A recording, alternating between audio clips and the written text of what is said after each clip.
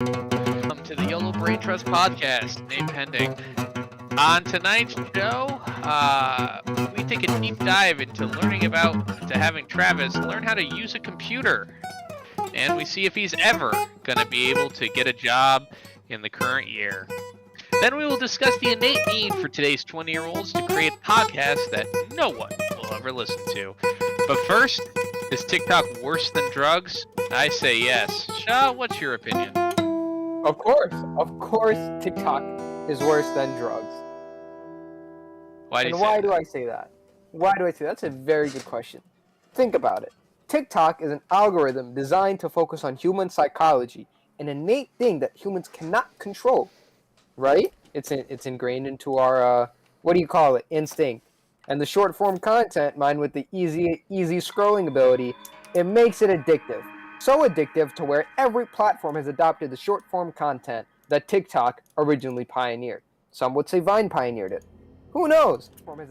Regardless, it's so hard to quit that shit, and it's so hard to not have it in front of your face all the time. I mean, Reddit, YouTube, Instagram, Twitter, they're all adopting the same format. Any social media you go on, other than maybe Visco, that's all I know of at this point, has adopted that short form content. And what's worse than mass short form content destroying our children's minds? I would say drugs, but even then, drugs aren't everywhere like short form content. Brave. Back to you. I have a counterpoint, actually, even though I know I would like to provide a counterpoint. TikTok and drugs are two very different things with distinct characteristics and potential consequences. While both TikTok and drugs can be addictive, TikTok is a social media platform that provides entertainment and social interaction, while drugs have significant physical, psychological, and social consequences, including addiction, health problems, and legal issues. Additionally, TikTok and other social media platforms have the potential to provide a positive influence on people's lives, including allowing for creative expression, building social connections, and sharing valuable information. Okay, what are you reading off of? He's doing this like a high school debate. In contrast, drugs have little to no positive influence on a person's life and can lead to negative outcomes. Overall, while TikTok and drugs have the potential to be addictive, he's reading off ChatGPT. Is not an appropriate or accurate reading off ChatGPT. No, he's not. You don't believe in his intelligence. And consequences. Ladies and gentlemen, that argument was written by ChatGPT, a supercomputer AI algorithm. All right, this is and nobody knew it. Nobody suspected it was written by ChatGPT until I had. Because you were so smooth with it. It's like you were reading a script, and I'm like, yeah, no way, this guy's actually talking. All right. I think yeah. ChatGPT is the real winner here. Yeah, and I say that as somebody who has applied for a position at OpenAI. Okay, and I've applied to like 20 Lockheed Martin positions. I'm worried about what Travis is typing up. Because folks, if you're not aware, this is our first podcast where we're also on YouTube, which is a big deal. Can we just get a quick congratulations on that, everyone? Hey, there we go. There we go. All right. So what I'm doing right now is I'm plugging in our tags, because of the way it does it, it doesn't let you do the tags until you're already live. And that's dumb. You guys got any good idea for tags? Hashtag schizophrenia. Hashtag the real government. Hashtag, I don't know. Balloons. Hashtag Chinese balloons. Chinese balloons. All right. I don't know, man. I was actually going off on the whole thing debate. We're sitting here planning about it, going on like, yeah, let's do that TikTok debate in the beginning, and then this guy pulls out ChatGPT out of nowhere. I'm just saying that it's all mixed together, right? It's all algorithms. It's all stuff like that, you know. But do you agree with it? Because I was going to plot the point, because you said drugs only have negative effects. Well, you're a big guy of saying drugs are great. Well, I didn't say that. ChatGPT. I just don't kill the messenger. ChatGPT said that. Okay, so what's your stance on it? Could be in a messenger. I think that TikTok specifically is worse than drugs. Yeah, I think it's way more addictive. I think it's terrible, and I think it's funny that nowadays I heard a couple of law advertisements for lawsuits for like Instagram and stuff, and call such and such attorneys, you know, if your daughter, son or daughter, was negatively impacted by social media. So you think And they're it's like, building up like a I think there's going to be a class action. You're right. I saw one recently, and I'm pretty sure this specific one at least was like a scam. But supposedly, if it's true, people are doing a class action against Steam because Steam's basically create a monopoly on the digital video game market. I don't think that's going to stick because there are several other competitors to Steam. Yeah, I mean, there's Epic Games launcher, there's the Rockstar launcher and stuff like that. There's Origin, there's Uplay. I mean, the thing is, people like to say, "Oh, Steam is a monopoly," but then they bitch and moan about Origin and Uplay and stuff and say they're shit. And it's like, well, I mean, if Valve's made such a good product, I mean, they're gonna have the majority of the market share, no? And also, a lot of the games that are on Steam are on also different platforms. So you can buy it on Steam, and you can also buy that same game on Origin or Uplay. Right. So I don't GOG's also a good one. GOG's underrated. I don't even know how much people know about GOG. I thought GOG just sold Steam keys. No, there's like for a while there's this game Planescape Torment. You can direct download? Yeah, no, they do direct download. Like for a while the only place you could get a game called Planescape Torment, which is like an old same company that made like the original 2 Fallout games. It's like a D&D version of it that's really heavy text-based, dialogue-based. It was really good. But that was the only way you could get it online. And there's a bunch of stuff like that on GOG. GOG's almost like more the hipster market.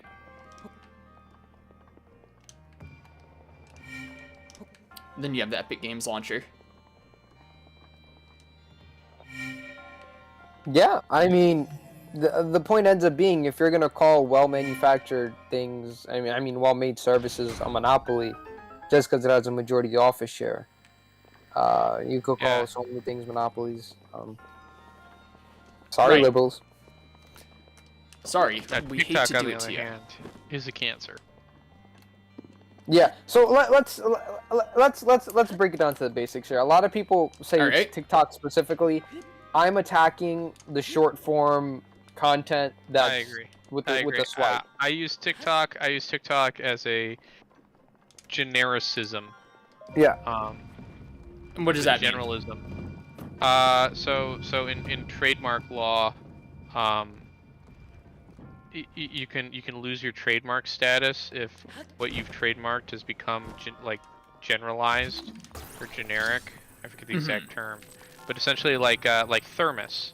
Thermos was originally a trademarked name. Oh, so Other like companies can Kleenex do and yeah, Kleenex is but the way that you stop it is if you have a reasonable alternative, generic name for an alternative, then you can prevent that. But if it's not reasonable, then you lose your trademark. Like Kleenex didn't lose it because tissue is a reasonable alternative name. Right. Xerox almost lost it because that was the one I was looking for. Yeah. Xerox almost lost it, but a judge found that the generic name of photocopier or photocopier was reasonable enough. However, Thermos did lose their trademark because the one that they tried to say was the generic name was like insulated, fully sealed, insulated, thermo-insulated, like receptacle. It was like way too long and technical, and the judge said, no, that's not reasonable. Dumpster was also a trademark at one time. Huh. But so, anyway, how does this get back to TikTok? I'm using the term TikTok as a generic for any short form content platform. So Instagram Reels, Snapchat, whatever the hell they call that thing. Snapchat, whatever they call it, YouTube Yeah, Shorts, YouTube the Reddit, Shorts. whatever Reddit calls their things. Yeah. See, I don't even use TikTok. I use Instagram Reels mostly, and also YouTube Shorts. But it's yeah, it's bad. The fact that you just swipe up and you have more content in your face, and the algorithm, you know, the fact that it's algorithm based. I mean, this AI is insane. Well, you know, one time, and this was probably a couple years ago now, I decided to make a TikTok because I didn't really have a TikTok, and I was really interested in the idea of the algorithm because everyone talks about how like it like nails, you know, your interests and what kind of stuff will keep you on the platform for as long as possible. So I went on there and I was like, I'm so excited to see what it thinks I'm gonna like. And I immediately started getting like this edgy like teen breakup stuff where it's like a starry night, and you know, we'll have text overlaid on top with like a, you know, Lil Peep or something, and the text is saying something like, you know, you're worthless now that she's gone or whatever. And this is like the first thing it showed me, and then it showed me like a bunch of like you know, disabled people like doing TikToks, like dances and stuff. And it was a very off-putting introduction.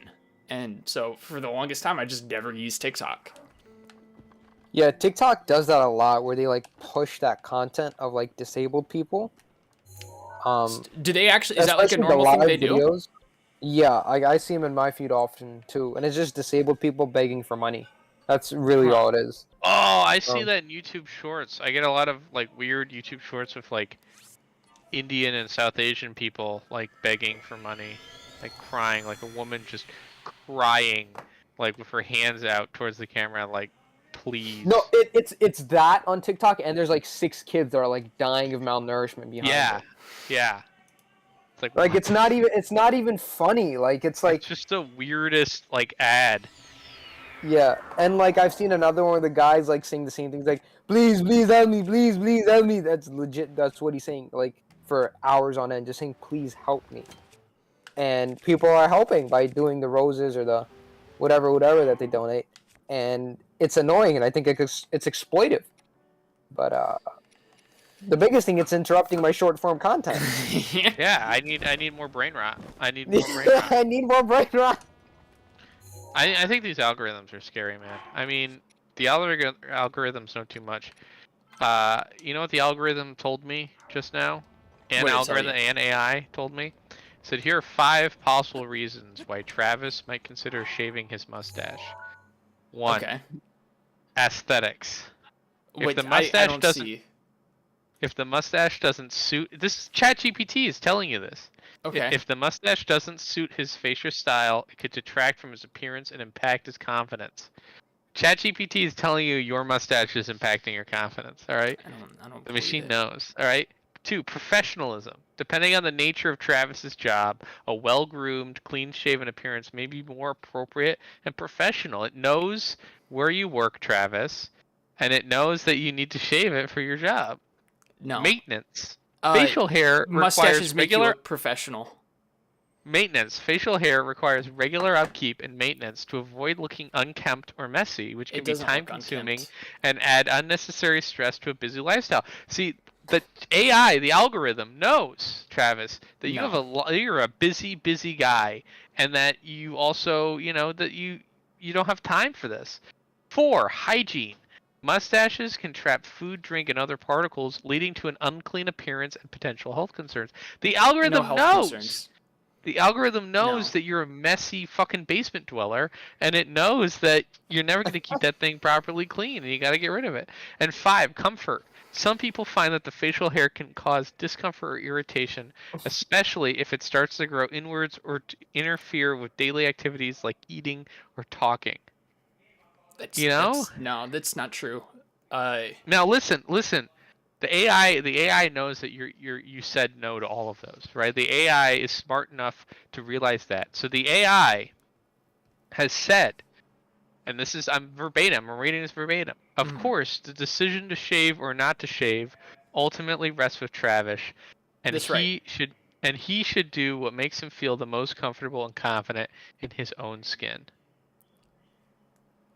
It's true. And listen, this is for the viewers at home. I want you to decide: is my mustache worth keeping? Does it work? You've never seen me without it, but it helps me look professional, right? I walk into the office, they see a mustache, and they say, "That's a man. That's what a man's supposed to look like." I mean, mustaches are professionalism. In fact, I would argue it's more professional to have a mustache than to be completely clean shaven. I mean, I disagree. I think it's more professional. Here, let's ask the AI. Let's ask the algorithm. Okay. Is it more professional to have a mustache or be clean shaven? Huh. The answer to this question may vary depending on cultural and professional context. In some workplaces and industries, having a mustache may be considered professional or even desirable, or in others, a clean-shaven appearance may be more commonly expected. Additionally, personal style and grooming preferences also play a role in this decision. That being said, in general, a clean-shaven appearance is often considered more conservative and professional in many industries, especially those that require formal business attire or conservative appearance standards are expected. However, it is important to note that personal grooming choices ultimately come down to the individual preference. That's right. So, and it's more professional. I mean, can say whatever it wants, but I know it's more professional. And real quick, as a quick aside, I need all the folks listening, and that includes my co-host here. I'm listening. Send me a like on YouTube. Like the stream so more people can hear you admonish me for my mustache that is well kept. And if you are watching this either on YouTube or Twitch, I don't know. You can either defend me or you can join in on the fun. He has a lot of things to say about me. Obviously, I disagree with a lot of them, but in America, as we talked about on our last podcast, that's right. Freedom is what we're all about. We love freedom. But you know who doesn't love freedom? Huh? Who? The algorithm. That is true. They want you to be a slave to the short form content. That's right. And that's why it is pretty bad. Like, drugs are horrible. I mean, drugs are bad, but I think the short form content really is having a very negative effect on not just myself, but older people and younger people. It's like... I'm not able to grind. I'm not able to rise and grind. It's a pandemic, man, because you wake up and then you're looking at TikToks. And I see myself doing it more and more, and like... It's like cigarettes, I don't man. know. It's It's worse than cigarettes. Because at least the cigarettes you look cool.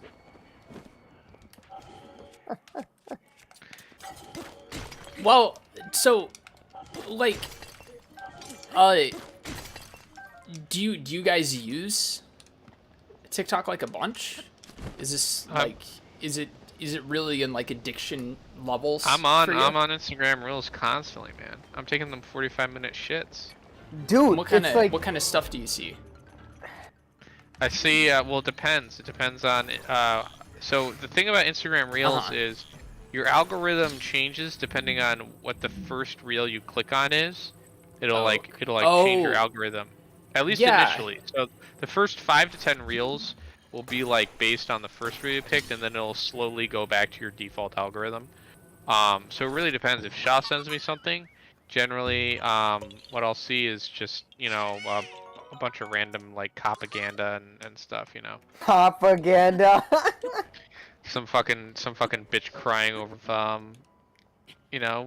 grind set memes, and also I don't even know what my algorithm is. There's a lot of comedy stuff. You probably watch like the stupidest like how would I even explain it? You would watch like tech stuff. Like a lot of OpenAI stuff, a lot of train things. You're probably a big train guy. I don't Oh my actually get God. that much train stuff in my algo. I get a lot of hustle. I get a lot of grind. I get a lot of Andrew Tate. So Hey, let's I actually have something I want to pose to you here. You're a big fan of trains, and if you were talking to just your layman out there who knows, lives in some car dependent suburb or city even in America, what's your give me your elevator pitch on public transportation and trains and how you're gonna My, win them over. my elevator pitch, it's simple. It's you ever driven out in your suburb during rush hour? You mean like Um, outside of the suburb? like no, like driven in the suburb. Like have you ever driven, Yeah. like gotten in your car during rush hour, Right. Uh huh. and like all of a sudden, you're stopped at a light, right? Right. And then you drive maybe 10, 15 feet, and you're stuck behind another car, and you're stopped at another light, and then you wait, or you pull up to a light, the light turns red, you're waiting 3, 4 minutes, because all the other cars gotta go. You gotta wait for the whole cycle, right? And then you drive, you stop at the next light, you gotta wait another 3 minutes. You're like 5, 6 cars back from the stoplight, so you gotta wait like another minute when the light turns green before you actually even start moving. And it takes like 20 minutes because there's just so much traffic, right? Right. What if I said you didn't have to sit in any of that traffic? Okay, I'm listening. And how would that work in a suburb? You just have I mean, it really depends on how the suburb's built. So I mean, well, first off, right, you'd be highly dependent on whether you have a road, a street, or a strode that's causing that traffic. That's Ooh, highly you dependent on. dropped the strode word. That's so what I it mean, depends I on. mean, you would have to rebuild some of your infrastructure, right? And change your stroads. I mean, the problem is it's not going to be easy you can't just slap a bus line and be like, see, you do it, because the whole thing is built in a way that's like requires cars. Right. But you can do it. You basically you just have to cut some new roads to make things more of a grid. You kind of try and gridify where you can, and then just put some bus lines in that are like bus only road, like bus only lanes, so the buses can shoot by all the rest of the traffic and make it pretty frequent. But the point is, my elevator pitch is, imagine all the times you're just stuck in traffic or you're waiting for a light and it sucks ass and you're just waiting there and you're like just stuck in traffic, or there's some guy that's like going like 2 miles an hour in front of you, right? And you can't get around him, he's just going so fucking slow. It's like, what if that guy didn't exist? Well, that's trains, because the guy can't drive the train, he's also going to be riding the train, and Wow. the train driver's going to drive it as Well, fast. you see, well then the issue comes down to understanding train routes and then going to the train, and then well, how are you going to get to the train if you live in a suburb? Well, you're going to take a car. Well, not necessarily. I mean, if we're talking about rebuilding it, you would Yeah, rebuild well, it so you wouldn't have to take. we're not going to rebuild it. All right, we're not going to rebuild it. All right, Well, we're not going to that's rebuild it. but that's not the question. That was You the want question. to talk about new developments in Arizona and Colorado and all those states? If they want to when they're building their new developments, if they want to build trains, go right ahead. Now, but if you're talking about 90% of the already built infrastructure in the United States, there's no way it's ever going to happen. The mafia That's has too not. big. The But that mafia wasn't has too even the big. question. The mafia has too big of a hold on construction, where the train's going to take 90 years to build, and guess what? By the time they build the train tracks, it's already going to be outdated by high-speed rail. I mean, that wasn't even the question. You're answering. You're not even answering the question. You're subverting the question. The question was, what's the elevator pitch? And that's the elevator pitch. It's just you don't have to deal with traffic. You can get there. You can get there quicker. You can get there easier. You don't have to worry about other people fucking cutting you off. There's a People who reason. don't know how to fucking drive. There's a reason people pay 90 grand for their Ram T-Rexes and their Ford Raptors and their luxury cars and SUVs. It's to sit in them during traffic, okay? Yeah, Any old man. Imagine if you didn't have to sit in a car for hours. I mean, to me, that's pretty That's just desirable. un-American. That's just un-American. I mean, Detroit. America, cars. That's what comes to mind when you think about America. Think about guns, cars, freedom. Guns, cars, and freedom. Yeah, And that's America. Why can't it be guns, cars, and trains? Yeah. No, because trains don't show freedom. Trains show reliance. So my on a third question is, party. so that's America, right? That's the foundation of America. Yeah. The foundation of America is cars. Well, no, it isn't cars, but that's what when people look at America, that's what they think. Well, when you think about Dubai, you think oil and tourism, right? Mm-hmm. When you I think desert when I think of Dubai. there you go, desert. You think desert. Think about Hong Kong. You think about industrialization. You know, big city, stuff like that. Mm-hmm. And when you think America, you think cars. So, obviously, you feel as though cars are just intrinsic to the fabric of American society, right? That see that's I literally cannot argue that point because there's an old saying in communism which is it is easier for someone to imagine the end of the world than it is to imagine the end of capitalism. Uh-huh. And I say that in America it is easier for us to imagine the end of the world than it is for us to imagine the end of car culture. And that statement is proven fact. And you know how I know it's proven fact? Because there's like 4 or 5 Mad Max movies where that literal concept that the world ended before car culture is a movie, is a franchise of movies. Right. Yeah, show me the train movie. Yeah, show me the one where they're all on trains. That's what I'm saying. It's in America. It's easier for people to imagine the end of the world than it is for them to imagine the end of car culture. When it's so ingrained in the society of the nation, why are you so hell-bent on trying to change it? Because it's like saying like slavery is engraved in the fabric of the nation. It's like it was, but it wasn't good, and we got rid of it because it was bad. Okay, well, slavery is different. Okay, slavery is different. You're a slave to your car, right? You're a slave to the road. You're a slave to the traffic light. I'm a slave to taxes. I'm a slave to the government. I'm a slave. If you want to just spell out the word slave, it loses all value. You know what else loses all value over time? A What? car. That's you know right. Else? A car you know is a depreciating car is a asset. depreciating asset. You know what else Bobby is is a depreciating asset? Infrastructure. It loses value over time. It breaks. It needs maintenance. It needs this. It needs that. Well, We should just not build bridges. Actually, that's wait. not Then what entirely did that true. make the case for building less roads and more, less infrastructure, miles of like roads. more railroads or Yeah. lines for high More speed rail? efficient. First of all, that's a case for building more efficient infrastructure like railroads. Second of all, infrastructure like that is not necessarily a depreciating asset in the same way, because when determining what infrastructure to build, oftentimes the economic impact of the infrastructure is calculated into what infrastructure and how to build the infrastructure. So when And thinking who about are you building trusting? And who are you trusting to build that infrastructure? Well, who am I Well- trusting to make the calculations that determines which Who has are more you impact? trusting to do it? Economists. And People who that are the experts. economists paid by? Wait, so what's Typically the research alternative? laboratories. The government. The government's the ones that's running it. And so you're saying you're putting trust in the government to let that stuff happen. I mean,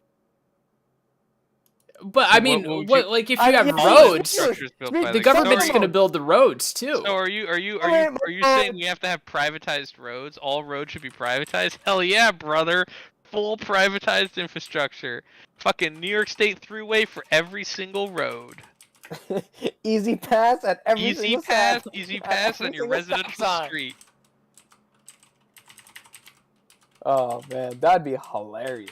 Want to walk to the grocery store? You gotta go through 3 toll booths. Yeah, every street there's a new turnstile you gotta jump. Yeah, Oh man. Sam Cedar, host of the Majority Report, would debate libertarians from time to time. I say it like it's past since he still does. And he always gave him one question, and that question would always shut him up. And if we were to live in a libertarian society, the question is, who builds the roads? And then it just falls apart. It's like, is Walmart going to build the roads? Well, guess what? Like Bobby said, have fun going through toll booths everywhere. Have fun paying, a surcharge just to leave your property. All of a sudden, your freedom's restricted to basically being on, like, house arrest. But I don't know. You're making some good cases for real infrastructure. There was I don't know if I mentioned it in the podcast before, but a Neil Stephenson book called Snow Crash, written in 1992. Really good book. I recommend everyone read it, especially now with Meta and all that. But anyway, there's a part in the book, because it takes place in an alternate future, America, LA specifically, and in LA, this future is basically, he doesn't describe the history of it, but the basic concept is the United States of America essentially defaults and becomes less of a country and more an amalgamation of basically the libertarian paradise. Becomes basically just an amalgamation of privatized suburban developments. And he talks about, there's a chapter that talks about the Interstate 10, Interstate 5 interchange.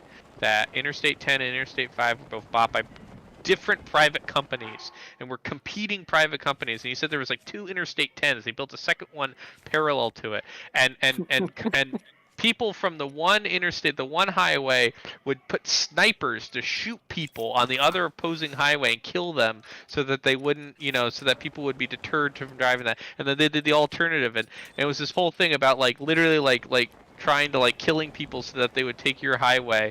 And the I-5 I-10 interchange was this big massive thing because they're 2 competing highways, so they didn't want to interchange, and they finally came to this truce where they interchange. And the whole interchange is this like miles and miles and miles of interchange that all basically filter into a giant parking garage for a massive mall. And that's the whole thing. It's like you can't leave the interchange. Once you get to that interchange, you can't get on the other road because you're just stuck in this parking lot, this giant parking structure for this mall that you have to, like, basically the idea is that you're stuck at the mall now and you have to go shop in the mall. So you're stuck in a rat race is what maybe yeah, some exactly. people would say. So that's what I would imagine, who builds the roads, that's how it would end up. The government. There is no government in the libertarian paradise. I still don't even know what libertarian means. Libertarianism, ironically, last time when you were talking about the idea of freedom, right? Yeah. You're getting really close to getting to like the core of libertarianism, and the core of libertarianism is, in a very broad sense, it's as little government as possible, as limited government as possible, if there is any, and instead having private industry do everything. But it ultimately comes down to something that's called the non-aggression principle. And the non-aggression principle is saying that your freedom should allow you to do whatever you want as long as it doesn't harm the other person. Impact my freedom. Right. The question is, that gets really fuzzy really quickly. And, the people who have the power privately have the power to, enforce their protection from harm over any other parties. And you start getting perverse incentives and stuff like that. I can see real quick where that ends up. I get the principle, great. Pretty much the libertarian paradise within one generation. If you play out the scenario, within one generation it becomes feudalism. Yeah. But feudalism, corporate feudalism. But it's literally becomes feudalism. Within one generation of people it becomes feudalism. That's how, if you were to play out the scenario, pretty much every time it becomes and that's what, just one king fiefdoms. Or something controls you everything. have a king, you have a king and you're in a fiefdom and you owe everything to the king, and you have to farm, and if the king doesn't like you, he can send you out. At the end of the day, all I'm hearing is a well-regulated capitalistic society is the best way to keep things running. Sure. I mean, that's your prerogative. Okay, liberal. Okay, Liv. Fucking libtard. this is gonna get on the podcast. Top 10 awkward Joe Rogan moments. Did you guys ever see that one Joe Rogan moment? And we need to watch the clip that you had sent. Oh but- god, that clip is great. Pull that up. We have a minute. Jamie, yeah, I'll pull it up pull in a it up. second here. But there's a You're gonna lose that. You're gonna lose it. don't. There's a Joe Rogan clip. Do you guys know what the creator clash was? Yeah. It's a Okay. boxing event. Yeah. And there were a couple guys there. One, I guess, his online persona or something is like being a dad, or at least that's what he was portraying in the ring. And the other guy, you know, probably late 20s, early 30s, but looks pretty young and twinky, you know. And they're fighting He each looks other. like a twink. You're a twink. I mean, like if you saw it, I think you'd agree.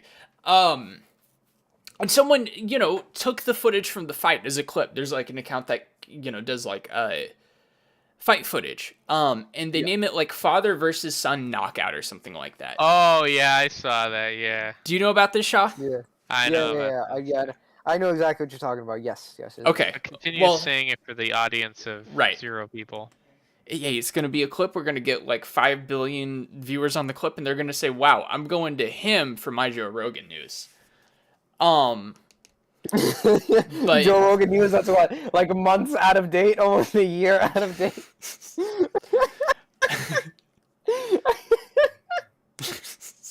And just imagine like Hey, just, you guys hear this thing on Joe Rogan that he just was talking about the other day? This thing that just happened? Yeah, it's called What? 9/11.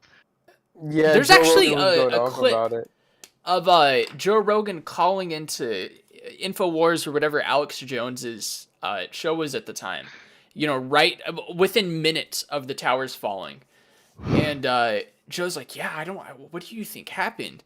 And Alex Jones is like, "Oh, I'm pretty sure it's the EU. We know it's the EU that did it." And it's a beautiful moment, you know, because you're hearing these people young. Like Alex Jones must have been like our age, you know, at that point in time. Mm-hmm. And Joe would have been like 35 or something. And they're talking about 9/11 as it's happening. It's like an iconic moment. Anyway, yeah. let's watch this fake shit that I posted on here. All right. What What was your shit did you point? What was post your this point with the time, creator clash thing? That Joe Rogan's a fucking chud. No, just that he's dumb and he fell for the clip. He thought it was a father and a son. And he goes and he talks about it on his podcast. And he's like, yeah, I was watching this really awful thing. And he's getting very intensely upset about it. And like he had like true animosity towards the father. And then at the end, like Jamie has to break it up. He's like, is this the clip you're talking about? And he's like, yeah, that's it. And he's like, well, it's fake. And then all Joe Rogan can muster is, why does it lie? Yeah, why would people lie on the internet, right? What a Oh, crazy thing to I do. thought Joe Rogan. I forgot that he said that. I thought he said something like, "Well, it's something that could have happened." No, he's done that for other stuff before though. All right, so let's find the video here. This is gonna be a little bit of dead air for just a moment. We won't let it be dead air. We'll talk about something, right, Shaw? Yeah, let's talk about giggity giggity goo. Okay, let's not talk about that. This is a family program, you fucking idiot. Where does it say family? Like Yolo Braintrust family podcast. Where does it say that? Well, we could have a family edition. What 13-year-old watches podcasts? First of all, okay, they're all You would watching be TikTok surprised. Hey, brain rot. that's our next topic is 20-year-olds. You know why us 20-year-old guys? I am a dwarf. Okay, No. first off, okay, are you vaping? Who's vaping? Yeah, that's why That I was said just it going was off. a little bit of Travis downtime is- because I haven't. I've Travis been is trying sucking to. down.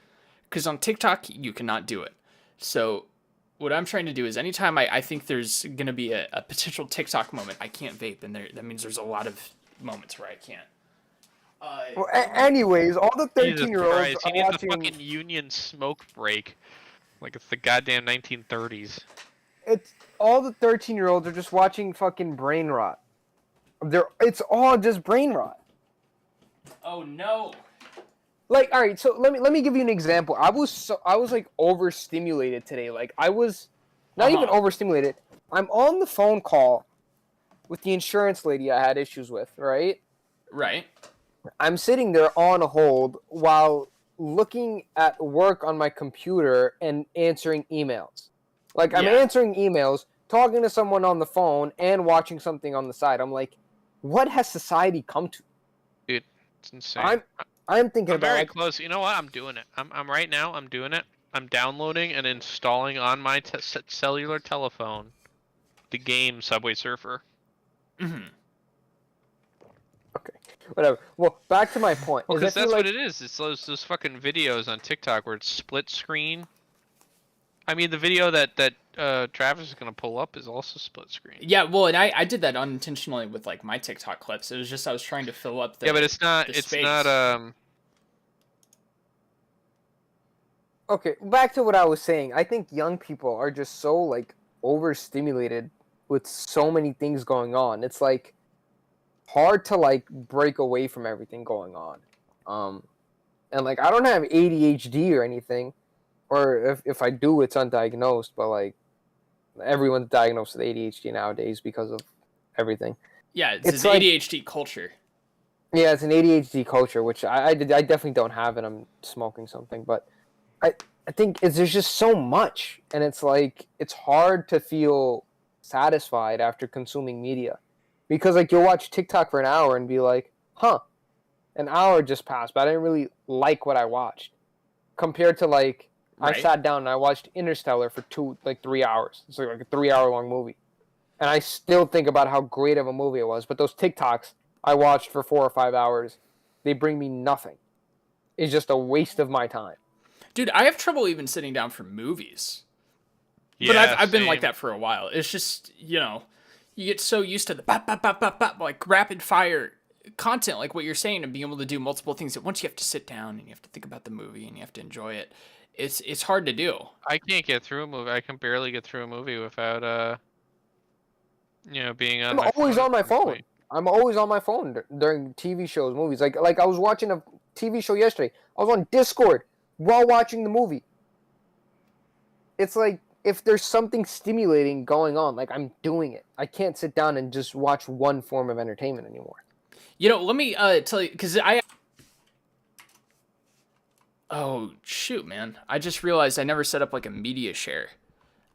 So we can watch it. We'll just watch it and then we'll commentate on it after it. Yeah. All right. I get what you mean. Yeah, there's never been like, at least in my adult life so far, where I've really waited much. There's always some entertainment going on. Yeah. Right, and to even, like, for a story to even occur, it requires so many things. Like, that person would, you know, get called out early on, and they wouldn't be able to do it. I mean, I don't even think people pick up hitchhikers anymore, you know? I hope. I mean, I don't know. I've never done it. Yeah, well, me neither.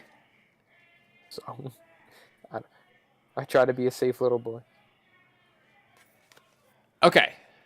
By the way, is there a lot of background noise for me? No. Okay. Cool. Okay, so we are watching... There's a little bit coming through. Like a little, like some TV show or something in the background. I don't know. Yeah.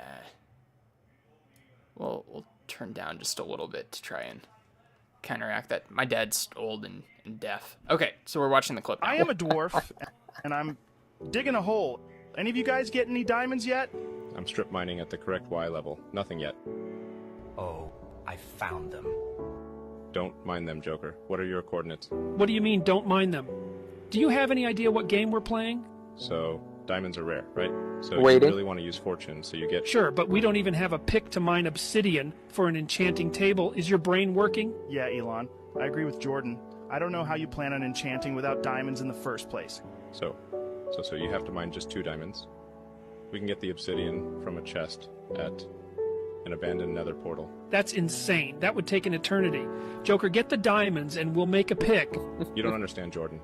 I saw it in a speedrun. I think mining them now would be a mistake. Listen up, kid, and listen well. This is my server. These are my diamonds, so shove off. It's not about the diamonds. Guys, what is Joker doing? Jamie, pull up Joker's screen. Joker, please. Joker. It's about sending a message. Joker made a diamond hoe, guys. You can make those? I'm like a dog with a sheep. That's it. I've had it with you. I am banning you from my Minecraft realm. I'd never know what I'd do if I actually killed one. You too, Musk. Go play KSP2, like the rest of the nerds. Elon, if you're playing Factorio, can I please join? I hate you guys. You're so retarded. Why so serious? I mean, how far away are we from, like, heads of states being deepfaked and us just believing it? I mean, it's already happening. It's already literally happening. But I don't know if people believe it, you know? I don't think anyone will ever believe it ever. You don't think so? I mean, I think Trump already tried to do that once. If Trump was still president, he'd 100% basically now be claiming it. I think I remember one time he already claimed that it was like deep faked. That like he said something and somebody was just called him out on it. And he's like, nah, that wasn't real. That was deep faked. No, that was deep fake. Trust me, folks. No, that was wrong. Whoever made that is a very untalented hack.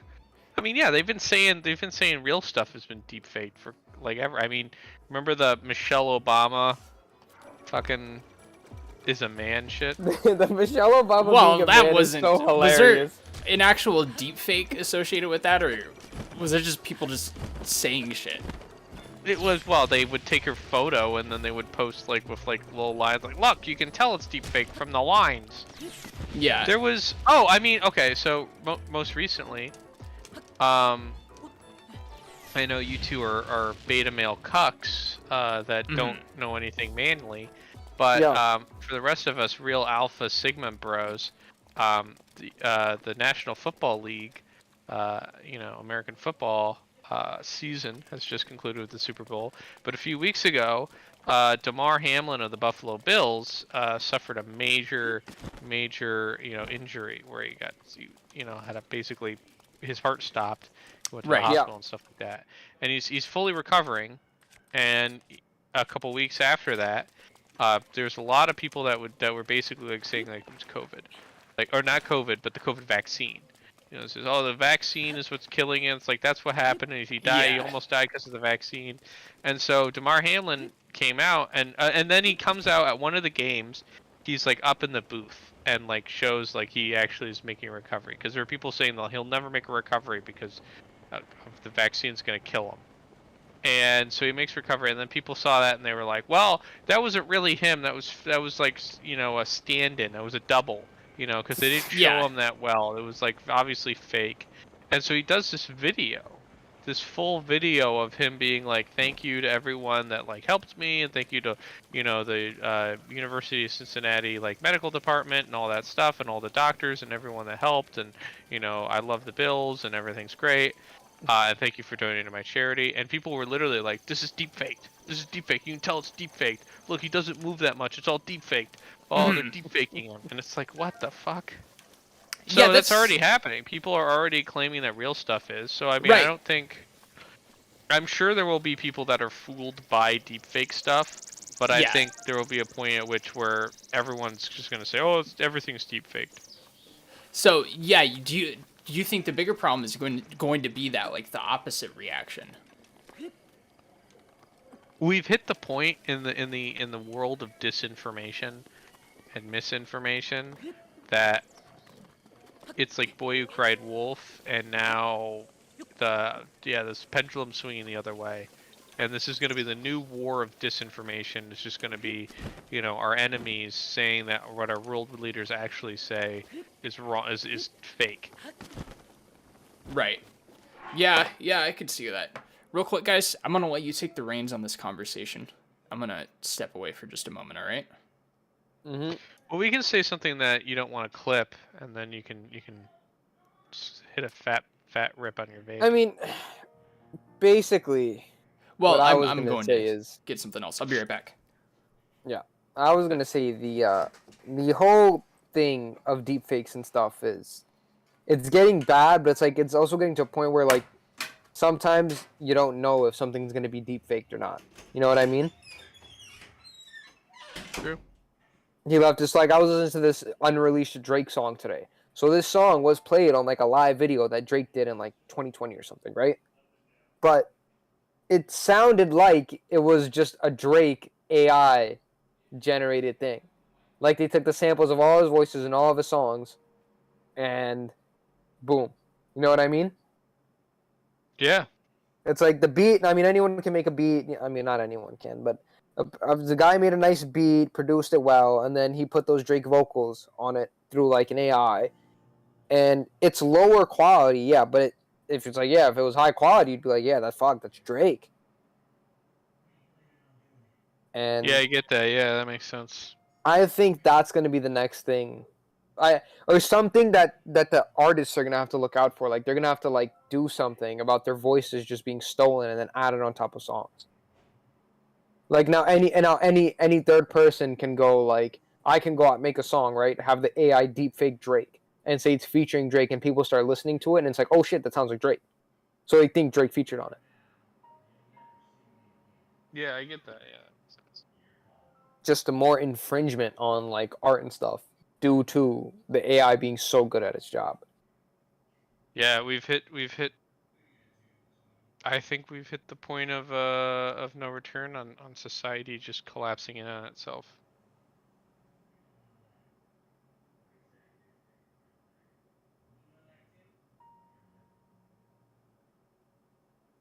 Society's not going to collapse on itself, all right, buddy?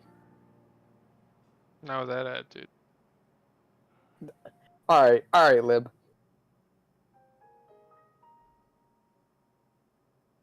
There's a saying that I like going on, but it's prepare for the worst, hope for the best. So society collapsing, probably not gonna happen. You should prepare for it.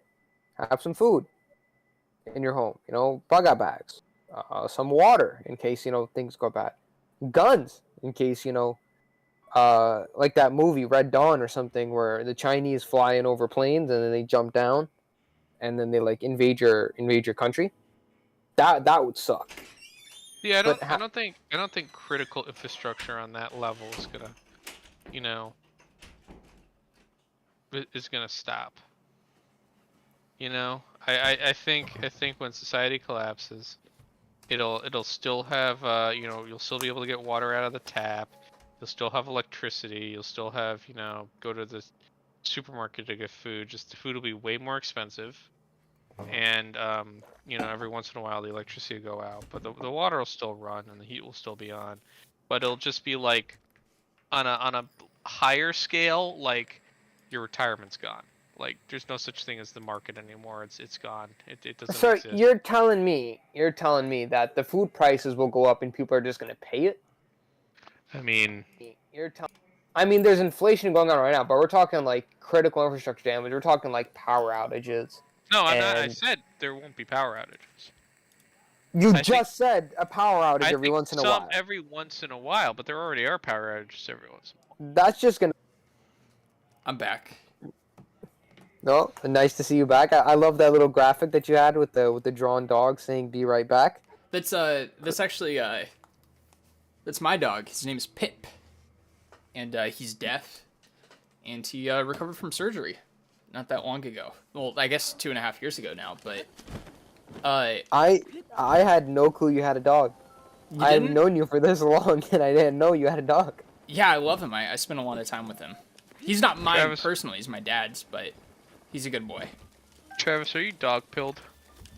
Of course I am. I think Shaw's also dog pilled. Are you dog pilled, Chow? Personally, I'm like an anti-pet guy, just because like I know I wouldn't be able to take care of one. But are you dog pilled? Am I dog pilled? I'm pro dog pilled. I'm dog pilled, but I think it's good. I don't know. I know most people are dog pilled. They're like, this is terrible. This is bad. Wait, I'm pro when dog I hear pill. dog pill, I think it means you're pro dog over cat. I Is that not think what you I'd mean? want a cat. I think I'd want like a super small cat that just like sits there. Oh You know what boy, I mean? you two are so innocent. Dogs. All right. So look. So like my cousins have a dog, right? Climb to the And top I've of that tree and jump, and then glide off it. and I've been given the responsibility of taking care of that dog every once in a while. And dogs are so high maintenance, and they're dirty, and they bark, and they jump on you, and they're huge. And I'm like, dude, why would I want this huge animal in my home to take care of? No. Are you saying this for dogs in general? Yeah, like dogs, and I mean the dogs I've dealt with have always been medium-sized dogs. You know what I mean? They're not small, but they're not huge either. Or I would say small, large dogs, like medium, big to large, small. You know what I mean? You know what I'm saying? Yeah. Right. But like, yeah, like golden retriever sized dogs. Yeah, like they're like those size dogs. And I'm like, dude, that's so much headache and so much. You gotta walk them, you gotta feed them, you gotta do this, you gotta do that. With the cat just stays in the house. If you get, the cat just like shits in its little bowl, drinks from its little water, jumps up on you every once in a while when it wants pets. Other than that, it just walks around doing its own thing. I don't know. It's just like dogs are high maintenance. Oh man. Okay. Well, Bobby. Did you just look up what dog pilled was? Me? No. Yeah. Is that a thing? Am I yeah. missing something here? Let's find out what a dog pill is. I thought. both of it- Oh man, I didn't know what that meant. I didn't know what it meant. Oh no. Dog. Honestly, as a society, I think that's what a lot of people are moving towards. Shut up, dog! I knew Shaw would be dog pilled. I knew it. The social interactions Shaw's just between like, I can't get any pussy. between unattractive men and a woman has reached a breaking point where social media, especially short form content like TikTok, exacerbates the attractiveness of a normal individual. With the use of makeup and plastic surgery, and I'm talking on both ends of the spectrum, like that Liver King guy who did that and steroids, on both ends of the spectrum, it's led to an unrealistic attractiveness scale that 95% of the people can't attain. So, people just become dog-pilled. Think about it, right? I mean, let's say like you go to college, there's no hot gals or girls. I mean, the school I go to, they love saying it's all just dirty bitches there. There's no bad bitches. So then what are the dudes going to do? I don't know what they're going to do. Maybe be dog-pilled. What are the girls going to do? They'll be dog-pilled too. And we're moving towards a point in society where that needs to stop. So I'm in favor of a ban of short-form content. But that goes against my freedoms. That goes against freedoms of people to enjoy that short-form content. And that goes against my core tenets of freedom. So short-form content is here to stay. You got to fix yourself before you can fix other people. Yo, my name is Shot, and I'd like to say short form content is here to stay. Yep.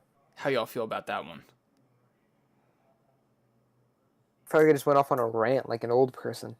Sorry, I'm getting some stuff ready so I can, if we stay a couple minutes later. I'm trying to ask ChatGPT to GPT to, give me an argument about dog pilled, but It's saying it's not gonna let you. yeah, it just doesn't understand what dog pilled is.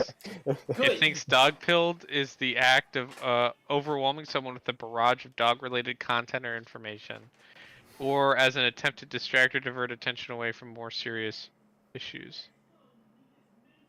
All right, Well, first that's off, you interesting brought it up. interpretation. All right, I don't remember why I brought it up. Well, because you're doing a little bit of trickery on us.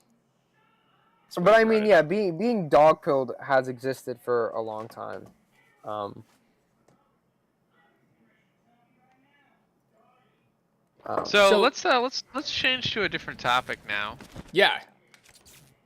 Should we can we talk about the other topic of the night, which is the innate need for 20-year-olds to want to start podcasts? yeah, let's get it started.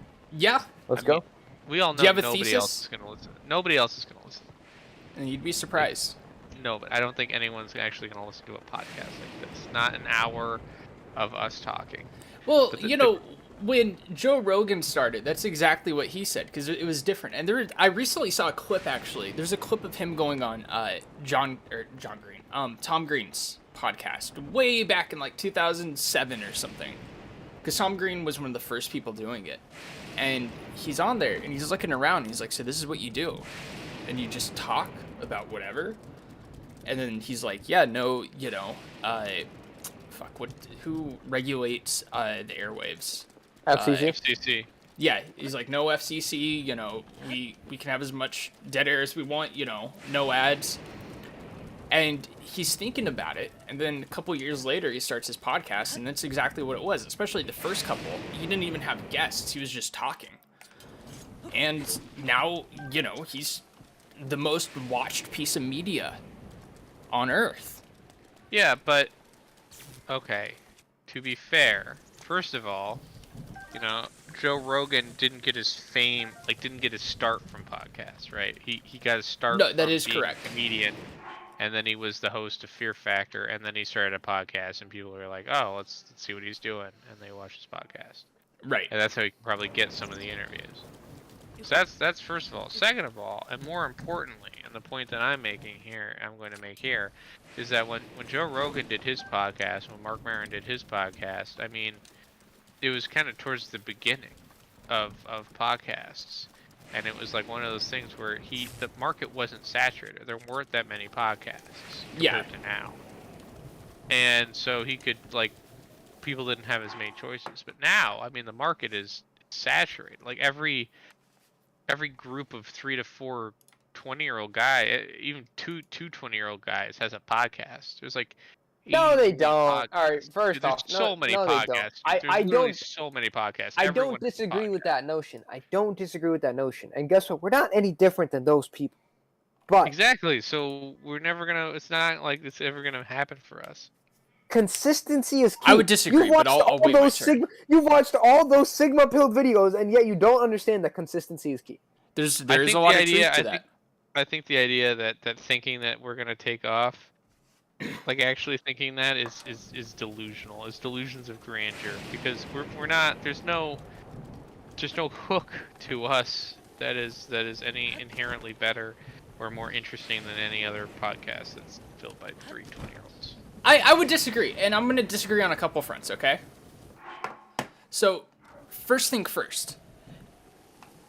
It's not about being big, right? It's about the content, enjoying what you do. You know, to me, it's almost like the editing and clip aspect. It's almost like a game. It's like you know, what can come out of this? What can I do? You know, it's and a little bit of it is trying to understand the inner mechanisms of like how these things work. It's like, you know, what do shorts do? What do, you know, a 15-minute YouTube video do? What does, you know, a 2-hour stream do, right? And just trying to understand that and enjoying it and doing something in the process. Because you always have something to strive for. I mean, I've played guitar, for example, for about 7 years now or something like that. And, you know, you play it and it's like, well, you know, everything's already been written, right? You can do a chord progression. Well, there's not that many chords. There's 7 chords and a key, technically speaking, although it gets a lot more complicated than that. It's like everyone's done every combination of everything. How do you make it novel? And there's a lot of reasons, or there's a lot of ways you can justify that. But the other thing is, and, you know, this is going to go a couple different ways, is one, I think there's still space, for one. earlier in the conversation we were talking about, how much, how how much media, for example, the average person today consumes, right? It's getting bigger and bigger, and it's so big right now, but that's not the end of it. People are still going to continue to consume more and more media, right? And, let's say someone listens to, 2 podcasts, 3 podcasts a week, right? They might have room for another. They might need something in their ears while they're driving to work, or, while they're cleaning the house. And the other thing is everything's different. Dynamics are different. Conversations are different. Not everyone does this while they have a game in the background. It's kind of like those TikToks, right? Where it's Subway Surfer and Family Guy and whatever else, right? So it's always about throwing your hat in the ring, having fun at it, doing what you can, and just seeing what happens. So so first of all, let me get a little rebuttal in there. Sure. So first of all, I agree with the fun aspects. I mean, I'm obviously not doing this to blow up, because I don't think that we will blow up. But like, to be fair, like, I've jerked my dick off for over a decade. I don't think I'm gonna be casting any porns anytime soon. Your second point is that fuck, what was your second point? Oh, that our conversations are different. Yeah, No, every dynamic's different in every room. Fucking but we're having the same fucking conversation about the same shit that everyone else is. Oh, we're talking about TikTok and social media, and we're talking about ChatGPT. I mean, it's all this current thing. And third, you say like, the reason people have been able to ingest more content or more media is not because they're just looking at more media over the day. It's because the media is shorter form, so that they can do more individual units of media, right? Like, everyone still has the same amount of time in the day. Everyone has the same amount of time in the day as they did. A day hasn't grown at all over hundreds of years. It's just back in the day, you would do 1 2-hour movie. Now you do 200 30-second TikToks. Sure. That's 199 more pieces of media, more pieces of content. Before I'm gonna let you go, Shaw. But real quick, all I want to say is, the way we consume media is different. Like having a smartphone on you with like headphones or something like that. You can, it's not like you have to sit down, stop everything you're doing, or load up, the vinyl or whatever else. That's all I was gonna say there. You go, Shaw. I was just gonna say, like, I don't disagree with the notion saying expecting to go crazy viral, especially on long form content like a podcast, is something that we should attain first of all, because I think we're doing this for fun at the end of the day. It's just dudes being guys, right? Just dudes being dudes. The innate need to start a podcast for 20-year-olds, I think, is doing something that they enjoy and that maybe other people can enjoy as well. And I guess podcasts, because that's the point I was trying to. That was the question I was really trying to get to. So continue, Shaw. So so we're just doing this for fun. If you really wanted to become a media star, I wouldn't say it's the most difficult thing in the world, but you need a couple things, and you need a niche, you need good production value, and you need it in a form that's easily digestible. And podcasts really aren't that. Podcasts are a niche sector in itself. I don't know many people that just listen to podcasts, especially kids in my generation. It's all music and YouTube videos. I mean, even ebooks. Like, ebooks are like a big thing for older generations. Yeah. So but ebooks are huge. You know what I mean? Like, Audible is selling subscriptions all the fucking time. And that's audiobooks, actually. That's audiobooks. But same thing, you know what I mean? Like Amazon audiobooks, yada, yada, yada. Yeah, no. To me, because I think about this, it's like, what is a podcast? If nobody listens to a podcast, it's just us three hanging out, right? Yeah. Like, we're just hanging out. But the thing is I guess to me, the idea is the format is that somebody might listen to this. Yeah. So you hang out different. But like, the question is, why is it just because that's just the new hotness? Is that just what all these things? But like, why does every 20-year-old want to hang out in the format of a podcast? Why does every 20-year-old want to hang out in a way such that other people can listen to their conversation? Well, quick and easy from my perspective is, whether we, you like it or not, specific podcasters, and, by name, people like Joe Rogan or a Nick Mullen or something like that, they do something that people admire. It's kind of like a dream job. Same reason, like I said earlier, why people picked up guitar when they heard the Beatles back in the 60s. And it's kind of like, I want to emulate that. I think that's cool to do. I like that. And also, people need something to do. And I think people do kind of get hung up on the illusion of grandeur too, even if they're not willing to admit it. I think everyone does to some degree, at least Americans. Yeah.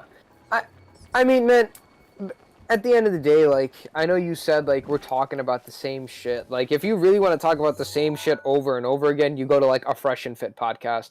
Or you just talk about the social issues regarding men and women over and over and over and over and over. It's the same podcast with different guests. It's the same thing over and over and over again. And that's annoying. Like, that's annoying for the creators itself, because then I'll see clips of, like, Myron just raging at how society is. And I'm like, dude, you're beating yourself in the head with the societal notion of when it comes to women. Like, yeah. You should be, like, he's just doing it for the money at that point. Like, you're just doing it for the money of the podcast. That's your job. And I don't think a podcast really is a job. For most people, at least. Like I'll bring up, like, Adam Ragusa, right? His main form of content was YouTube videos about cooking. And he started a podcast. It's just him answering questions about food and going off on tangents about fucking food. It gets less views than all of his other videos, but he still does it. Because I'm sure he enjoys doing that rather than making the videos more. And it's easier, too. Yeah, and here's something to think about, too. If you want to think about it from the perspective of, like, a market, right? As of, like, last month, there's, 7 billion people on this earth? And to make this a thing that, is self-sustaining, you really only need 20,000. 20,000 out of 7 billion? I mean, that's not that crazy. Yeah, but, like, a fifth of them don't speak... Actually, no, sorry. 2/7 of them don't speak English. Or 3/7 of them don't speak English. So yeah, is that after you account for the fact that...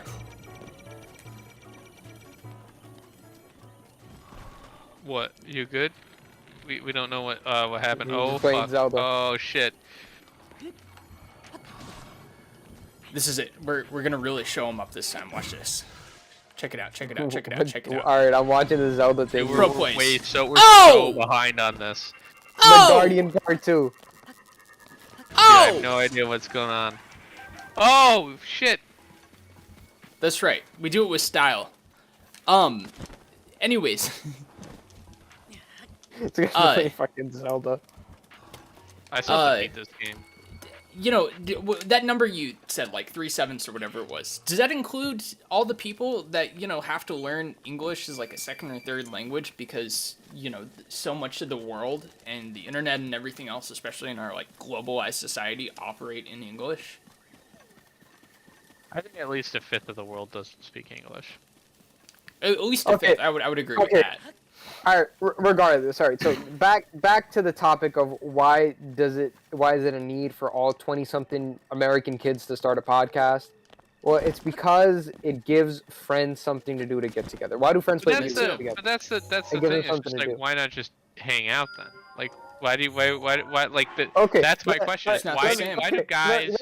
Let me answer it with our own. Let me answer with our own fucking friend group right here, right? How often have we spoke on a weekly basis if we weren't doing the fucking podcast? No, we wouldn't. And I get that. I get that from Travis's point of view because he's like, oh, I want to see the podcast. But the thing to me is, oh, I remember this maze. This maze is fucking annoying. Well, you can kind of cheat it a bit, but it's neither here nor there. You cheated? No, yeah, you can cheat it a bit. You can climb up it. I think that's ultimately what I did at one point. I climbed up to a little bit. All right, we'll finish your statement on the podcast. But even myself, I'm kind of getting into the idea of the podcast, because at first I was just like, the podcast is dumb, but now I'm starting to get into it a little bit more. Yeah.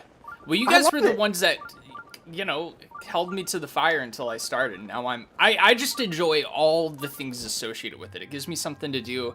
It's something to like gamify, right? You put something out in the world, right? You take a clip. Like there was one clip we did, with Shaw and I, and it was in the middle of our Andrew Tate conversation. I was gonna put up like a 15-20 minute thing on that too. I've clipped it out. I spend an hour, 2 hours going through the podcast with markers and leaving a marker everywhere I think, there's a conversational turning point, or if there's something where I'm like, I don't know if we want that in there. And I took a second where, we were talking about, what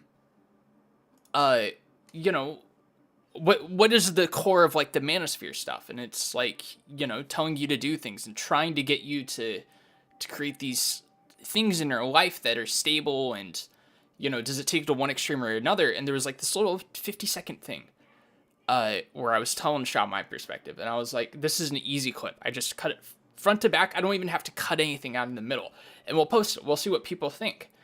And it was like 400 views within like 15-30 minutes. And I had like 12 likes, and someone said, hey, well said. And it's like, I hope I'm coming off from the correct perspective, because there's a perspective to this, and it's not so much like the positive engagement or anything, but it's seeing what do people think of things, Yeah, it's like I'm bestowing a gift to the altar, and it's like, is the altar gonna like the gift? the altar of brain rot short form content viewers. Well, hey, you're talking about Fresh and Fit earlier. I was thinking we could be like the positive man. Fresh and Fit. We tell them, you got this. You're gonna make it. Yeah, and like I said, the core of what the podcast about is manners, and I think if it, like, I'm having fun doing it. If I stop having fun, like, I'm not gonna want to do it. I'm not gonna want to come here. I'm not gonna want to talk, like, right. in a manner like we are now, which defeats the feat of having the podcast. Like, if you stop having fun while you're doing something, stop doing it. You know what I mean? But we're having fun. Doesn't matter if we have 1 viewer, 1,000 viewers, 10,000 viewers. Mm-hmm. I'm gonna continue doing what I'm doing. I mean, if there were 10,000 viewers, a chat would help. It would bring up some good points, But it's ultimately not gonna stop what we're doing. And I don't think I'm ever gonna be able to retire off some fucking thing that we're doing for fun. You know what I mean? I'm still going to school. I'm still working. I'm still doing everything I need to do as a person. I'm not sitting here banking on the idea that, our podcast, it's going to go right to the top. Yeah. So, I'm going to do something that's going to be really janky here. Yeah. Oh, fuck.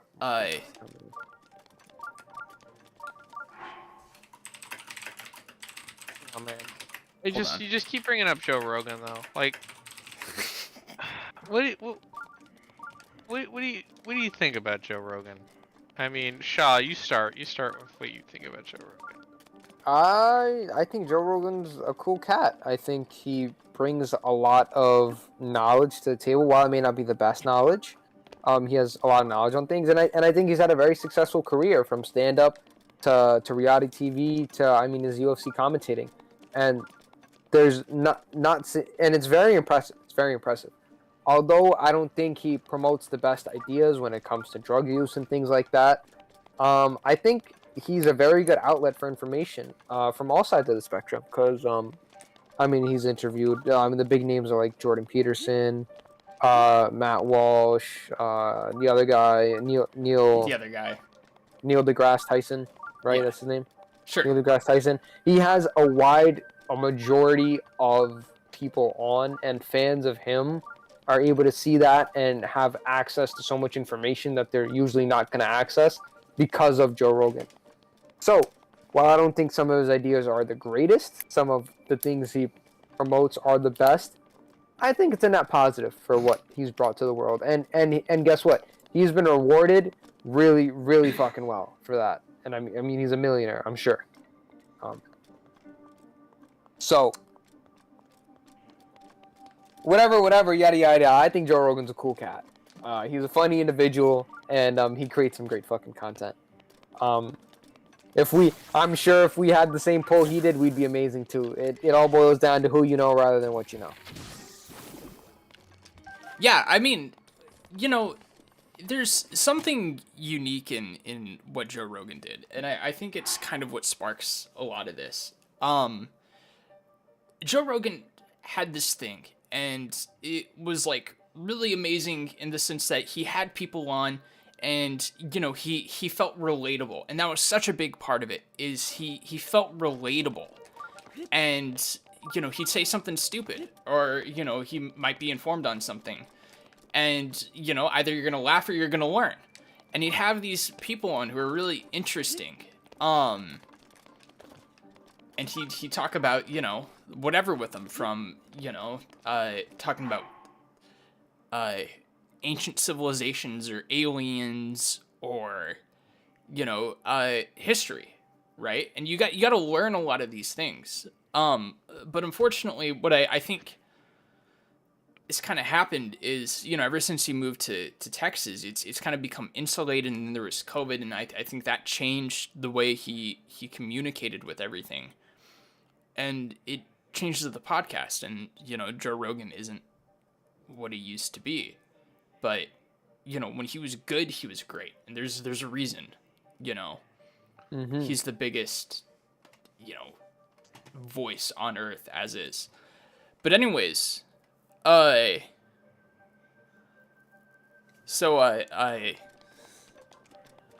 do you guys think about the balloons? You guys have any thoughts on the balloons? I don't know. This is one of those things where it's all spin, man. It's all spin. You got the, you know, to quote Always Sunny in Philadelphia, it's like, who am I gonna vote for? The Republican who's gonna fuck me in the ass, or the Democrat who's already fucking me in the ass? Right. You know, that's how I feel about this. I think my personal opinion is, I get why, you know, Biden couldn't shoot the fucking, he can't shoot the goddamn balloon down over, like, land. It's gonna like come crashing down and like destroy somebody's farm, like if it's in Montana. It's like gonna like do damage, actual damage. And then of course if he did that and it caused damage, all Fox News would be talking about, oh, he blew up, you know, so much damage, there's so much damage, you know, $1 million damage, it could have killed somebody. Whoa, so he had to wait. Question is, why didn't they shoot it down before it got to, like, when, because they were tracking it when it first launched off. When it got to Alaska, when it got to the Aleutian Islands, they could have shot it down there, but then they didn't, and went over Canada and went over, I don't know, man. The thing that is weird to me, they say it's a spy balloon, and they, first of all, I don't know if they could control where it went. Yeah. Maybe they could have, because it was, the payload was huge. They had a huge, basically a giant satellite. So potentially they could have, that satellite could have had control mechanisms. Generally speaking, when you have a weather balloon and you put it up in the air, you cannot control where it goes. Right. It just goes where it floats. And the way that you say, well, how do people like get it to where, but like they need it in certain spots? You look at the weather patterns. I mean, there was a Mark Rober video about this months ago, about his weather balloon that he put. He wanted to put something up in space, and he talked all about how you do weather balloons and how you monitor the different wind speeds in different, you know, locations, and then you use a formula, and it tells you, you know, where exactly and when exactly to launch the balloon. So that's a thing, like, so I don't know if they could control it. So the fact that it went over Montana where it went, it could have just been coincidence. Now the State Department is saying that it is a spy balloon, so maybe it was a spy balloon. You know, I almost want to say, American balloons in the Chinese airspace too. a bunch of them. I mean, I saw something today where they said, like, some people were going so far as to like, I think government officials were saying so far as, we can't rule out that it was, like, an unidentified, whatever they call it now, aerial, A UFO, essentially. yeah, UFO, whatever they call it now, UAF, something like that. But then, like, today, I think they said that it's, or at least I saw an article that said it's most likely something that's commercial. Like, maybe neither party really knows what it is. And they're just kind of, like, feigning that the other knows. I think it's a UAP, unidentified aerial phenomenon. Yep. There you go. So, it's like, to some degree, you almost have to wonder if, like, no one just really knows what's going on, and they're just kind of, like, trying to kind of, like, act like they know. I'm happy that the government is actually using its things in support of a public thingamajig going on. So like I saw a thing where like the fighter jet that tried to shoot down one of the things, it's like a $400,000 missile that they missed. That the guy just missed while trying to shoot it. And you know what? I'm not even mad about it. Like, good. People are actually using the technology that the government bought. And I think it's cool. I think it's cool. Right? A day, Go any day Lockheed you get to Martin. use a missile, that's a good day. Shaw's gonna be like, we should start thermonuclear, global thermonuclear war just because we haven't played with our toys in a while. But hey, man, we have all those F-19s, F whatever's thing, and the missiles are sitting there. They're gonna go bad. And I mean, the DoD has failed audits time and time again. At least this time we know where it's going. You know what I mean? Sure. Yeah, I think they've ended up like trillions in the red. At various audits at various points in time. I want to say multiple times. I can't say for sure, but I think that's the case. Which is crazy to think about.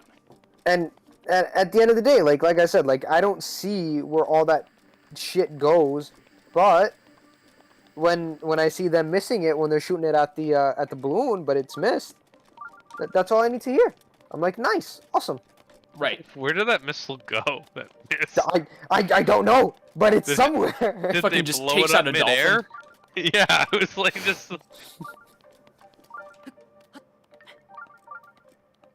Some Hello? fucking guy at Myrtle Beach just blows the smithereens.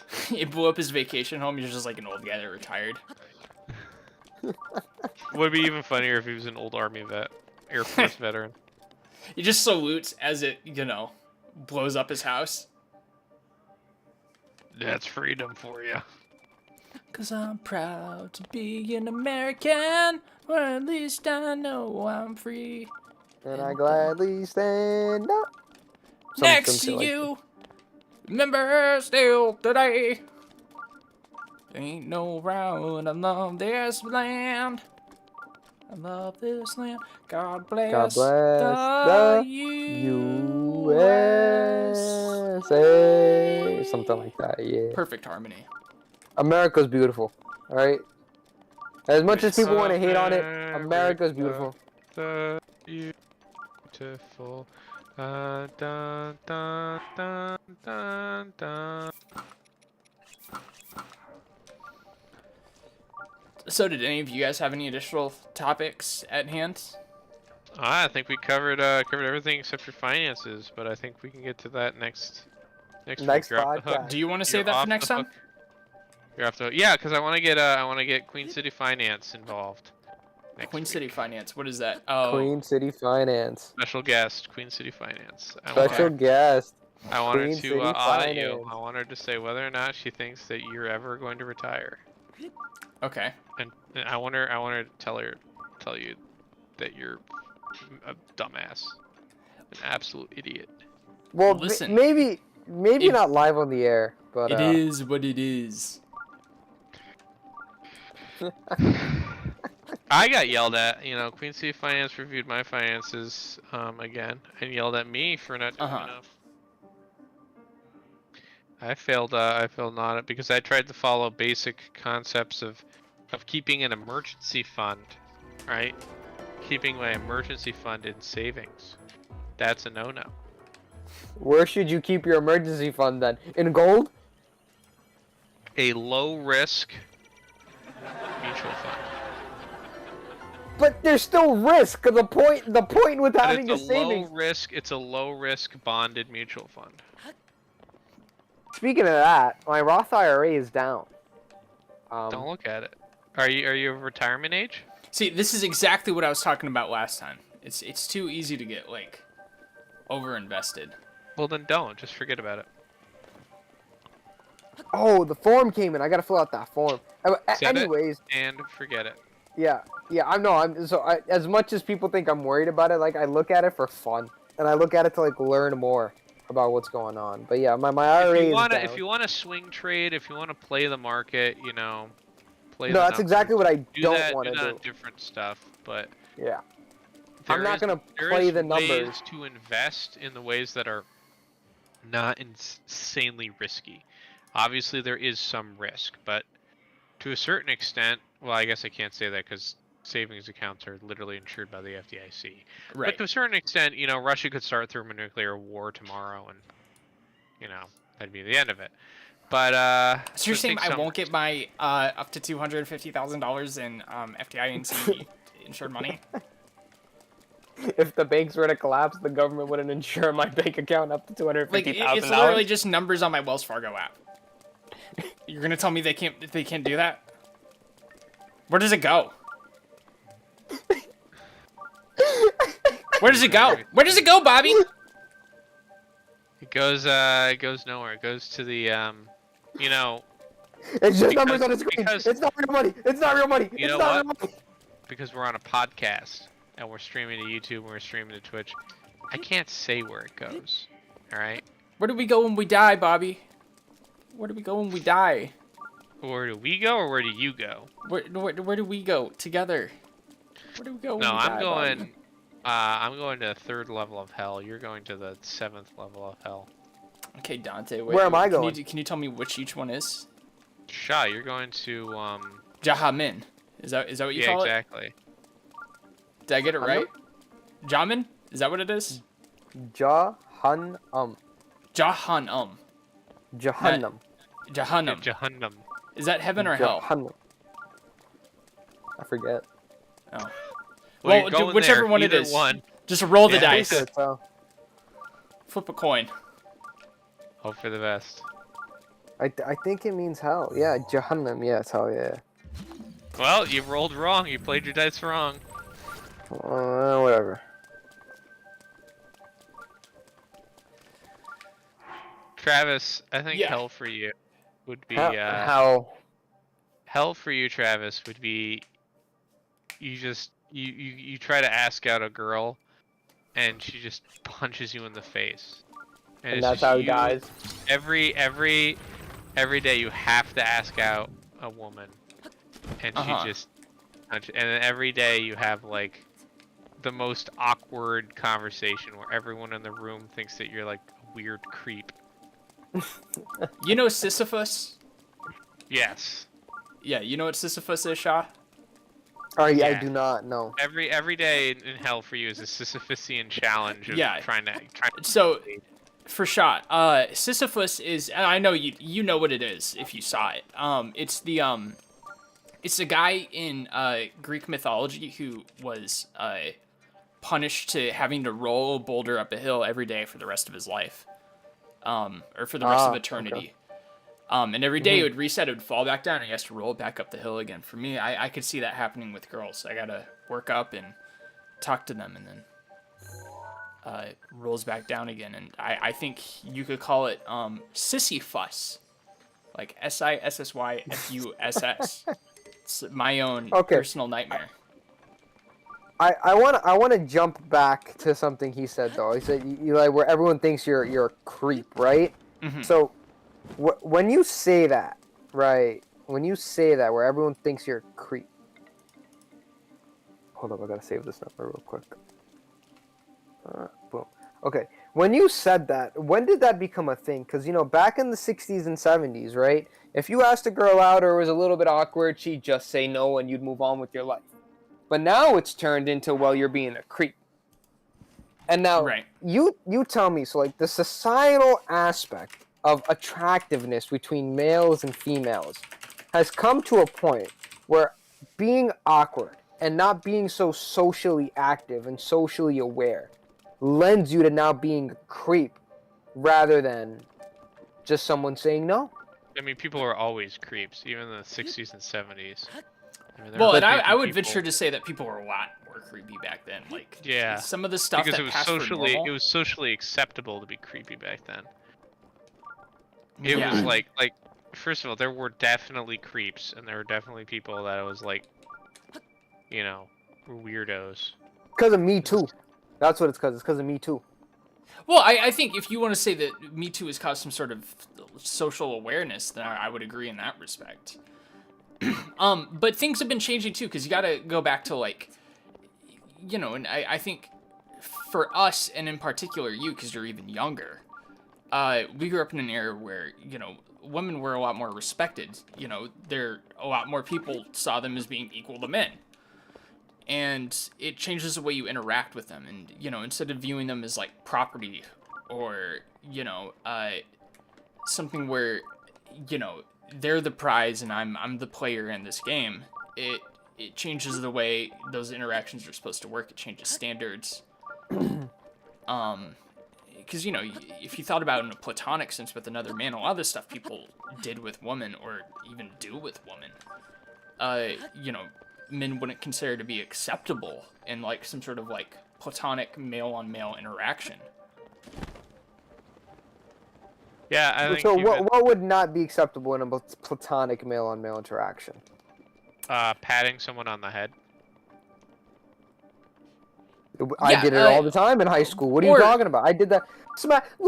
Dudes smack each other on the ass all the time. Well, I think more so, I'm not talking about high school. I'm talking about in the professional world. or, you know, if you want to look at it in a figurative sense, you know, kind of, in a sense, almost demeaning someone or acting towards them as though they were lesser. You see what I mean? It's happened to me in the workplace. Well, That's people not shouldn't good. do that, Doesn't and mean I'm it's sure you good, feel yeah. disrespected, right? Yeah, but I And don't you should. sit there and I don't cry and go bitch baby and instead tell the government to fix my problems. I realize I need to boss up. Well, these are social movements. I mean, and I need to women. become her boss. Yeah, the That's what I need to government. become. The government didn't do anything. Yeah, this is society changing at a social level, and that's something that's Yeah. you know, different to fix. But at the same time, you should demand your respect as a human being. There's, you know, I definitely think there are problems where a lot of times people will get passed over or, you know, not taken seriously just because they're young, you know. And sometimes, you know, if you're talking to someone and he's like 30 years your senior or whatever, and you actually know more about what you're talking about, and he just says, okay, whatever, because you're younger, you have all rights to be upset. You should demand that respect, you know? And we should see things in such a way to where we believe that you are entitled to that respect. You see what I mean?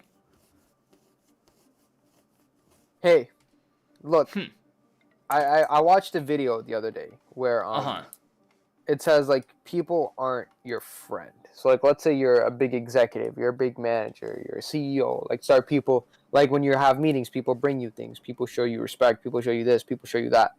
But they're doing that because of the social aspect of the position you're in. Yeah. Not because of who you are as a person, but rather what you as a person have achieved. Yes.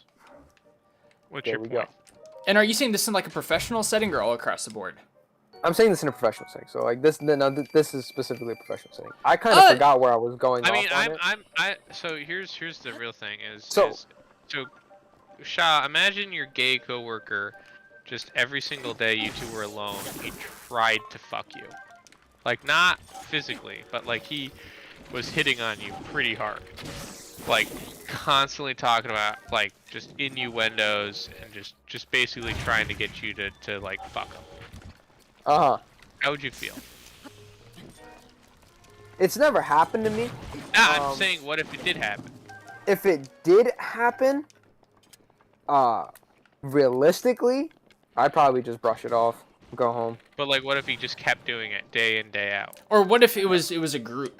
You know, it was everywhere you go. You go to the store, there's a gay guy hitting on you. Trying to fuck you, You know, dude. yeah, and you go to work, it's a gay guy hitting on you.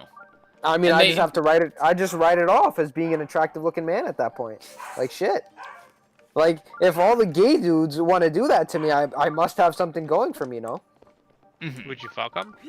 No, I'd leverage that ability to up myself in the workplace. What a Sigma male. Shaw would sleep himself to the top.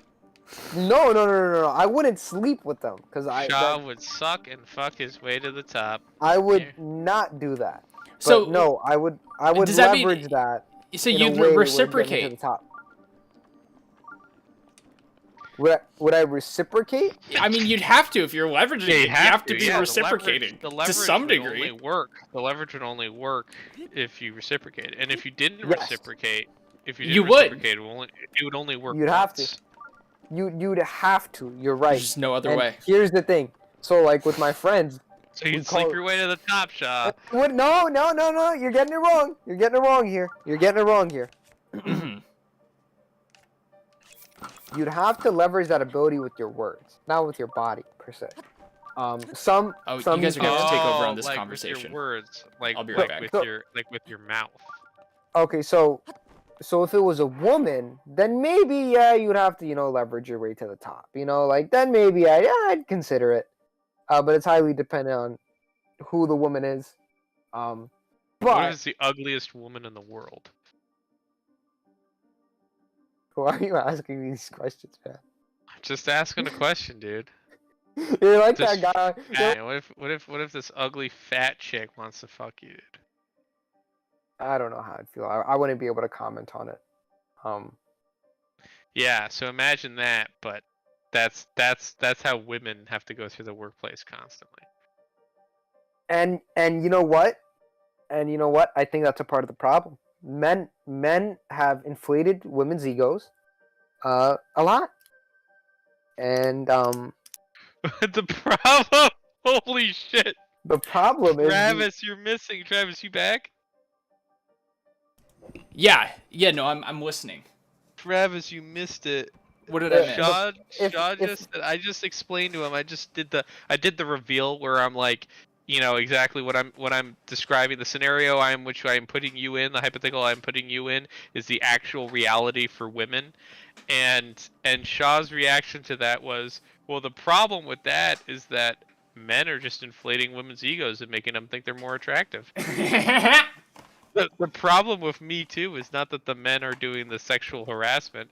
It's that the problem is the men are doing the sexual harassment not because it's sexual harassment, but because it makes women feel good. In the off chance that it makes women feel good about themselves. It's really polite of them.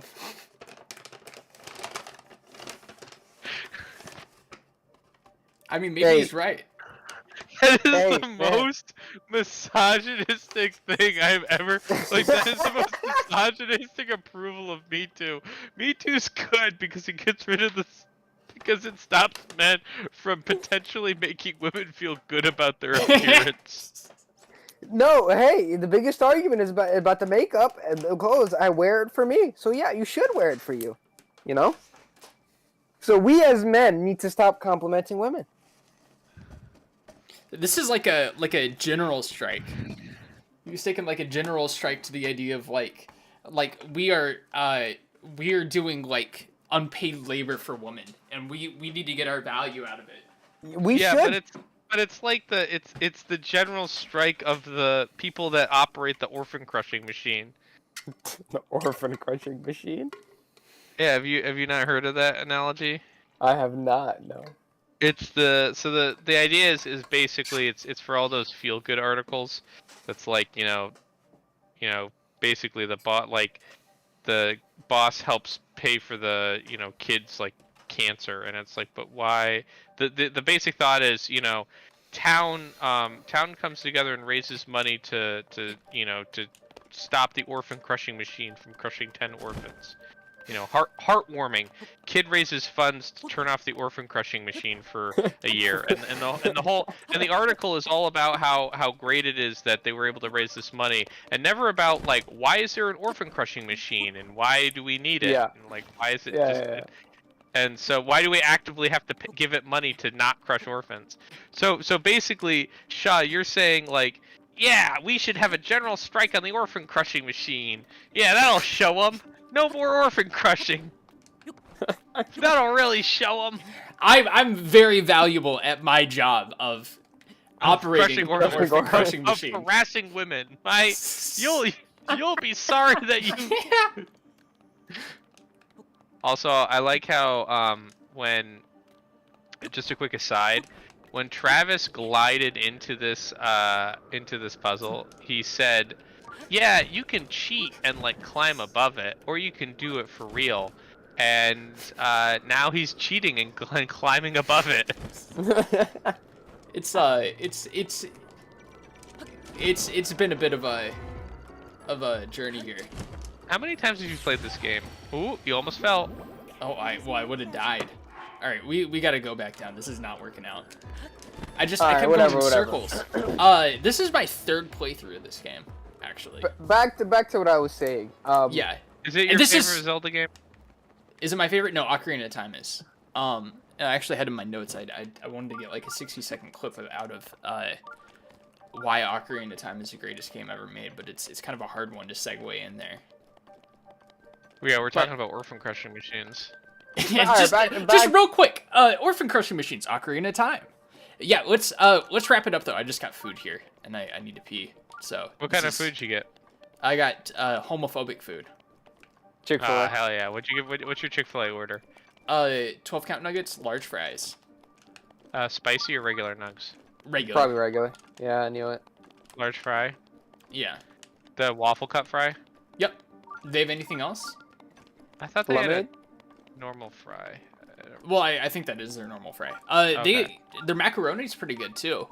Wait, But, no yeah. way you just DoorDash Chick-fil-A.